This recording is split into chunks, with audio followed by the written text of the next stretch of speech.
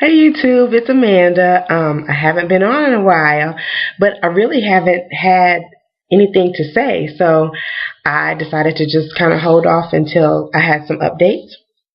So, as you all know, I am in the pre-approval process for my VSG, vertical sleeve gastrectomy, and I wanted to come on today because I actually do have a little update. So, I had my Psych Eval on the 2nd, April 2nd. And of course, I was nervous like everybody else. I think it's something about going in and having someone analyze your mental capacity, and you don't even know really what they're looking for. So you don't know if they're going to misjudge something or take something the wrong way. So I was very nervous, but the gentleman, and I don't remember his name, he was very nice.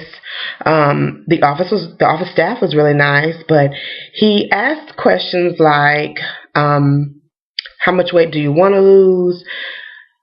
He asked about some other medical history questions. He asked, how much weight have you lost on your physician supervised diet? He asked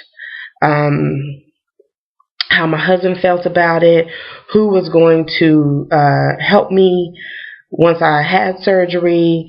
He asked me if I'd ever had any traumatic experiences in my past, and I was honest with him. I was molested as a very young girl, and so I told him about that, and he asked me if I felt like that contributed to my weight gain, and not really, because I didn't gain weight until after I had my son, and I was 19 at that point. So I don't really believe that it did. I never blamed myself for that. I felt like it was the misactions of other people. So to my knowledge, I haven't harbored any internal negative feelings about it. It's just something that I feel like it happened, and I can either allow it to control my life, or I can accept that it happened and take ownership of my life back. So I've really never let it be an emotional burden to me. I feel like the people who molested me should be emotionally burdened. Those should be the people who don't sleep at night and whose lives it affects, not me. I didn't do anything wrong. So I didn't feel like it did. He asked me about if they had discussed the post-op diet with me, and I told him no. He discussed some of his previous patients and their success, and he basically said, okay, so the first year you're gonna lose weight. After that is where a lot of people get into kind of the thick of it. So if people who gain their weight back traditionally start gaining it back after the first year. So I guess he kind of wanted to know, like, what's my plan long term. And I told him, I tried to be as honest as I could with that man. And sometimes my honesty can get me in trouble, but I tried to be as honest as I could with him. And I told him that I felt like this is not, it can't boil. My boss says this all the time: you can't boil an ocean. So I have to take it piece by piece, and that's kind of how I've done the physician supervised diet. I reduce this, I reduce that, I start incorporating more of this and more of that. And so that's kind of the way I've done it. And no, I haven't had like a huge weight loss from it, but it has allowed me to kind of change some habits that I knew I had. So I plan on approaching it the same way after I have the surgery. You have to change habits, and you can't change all your habits at once. So I was fine about that. Okay, but here was the crazy part, y'all. So he said his office sent me a questionnaire to fill out before the visit. I don't know if I just missed the email, didn't pay attention to it, or what, but I didn't do it.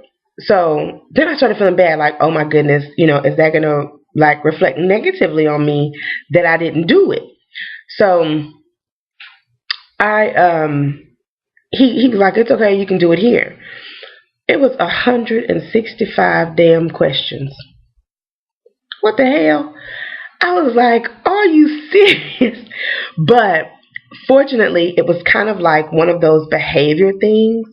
So it was one of those behavior type things. So it really was like 30 questions or 25 questions that they ask over and over, just different ways. So they may say, it was true, false. So that was another thing. But you had to circle in them darn bubbles. I've always hated that. So I'd rather write a T and an F than circle in all those stupid bubbles. But anyway, so it would say, I often feel, I often have difficulty getting out of the bed in the morning. And then maybe 20 questions down, it would say, I don't know, something like, it's hard for me to start my day. I mean, that's probably a horrible example, but you get what I'm trying to say. So it was really the same questions over and over, just different ways. And I try to be as honest as I can. I have found the older that I have gotten, the less I really trip about things. I just don't care. So I paid very close attention to keywords like always. I always do this, or I always do that. I don't always do certain things. I mean, or one of the questions was, I feel, I always avoid going out with friends because I don't feel as pretty, something like that, because I don't feel as pretty as, like, basically trying to say you always avoid going out with friends because you don't feel good enough about yourself to go. No, I don't avoid it. I mean, if I want to go out with friends, I go out with friends. I've never been the type of person to go out and be like, oh, well, I don't feel as pretty as so-and-so. And I know that happens, and I'm not trying to knock anyone who feels like that. I'm just saying, to me, those tests have like key trigger words like always and every time and things like that. And I don't know. So, but it's true, false. So if you kind of don't pay attention to the fact that it says always or what have you, and you put true or you put false, your answer could change if you pay attention to those trigger words. However, I'm probably going on too long about this darn Psych Eval. So, they don't give you the result of the Psych Eval when they do the Psych Eval. So they send it to, I guess, to your insurance company and to your doctor, but I'm not going to worry about it. I have my sleep study scheduled for, backtrack. I have my last physician supervised visit Monday, the 8th, and I have my surgery clearance Wednesday, the 11th, and then I have my sleep study on the 15th of all this in April.